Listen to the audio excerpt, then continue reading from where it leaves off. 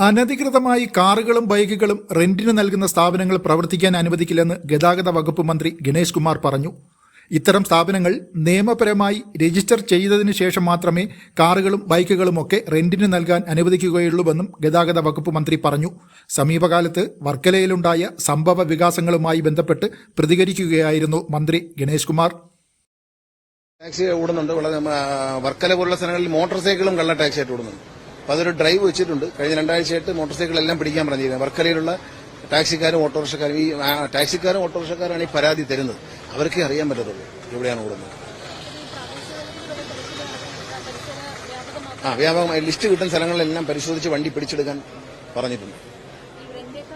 ഈ റെന്റക്കാറിന് ഒരു രജിസ്ട്രേഷൻ രീതിയുണ്ട്. അതനുസരിച്ച് രജിസ്റ്റർ ചെയ്തിട്ട് റെന്റക്കാർ നടത്താം. അല്ലാതെ നടത്തിയാൽ നടപടിയെടുക്കും.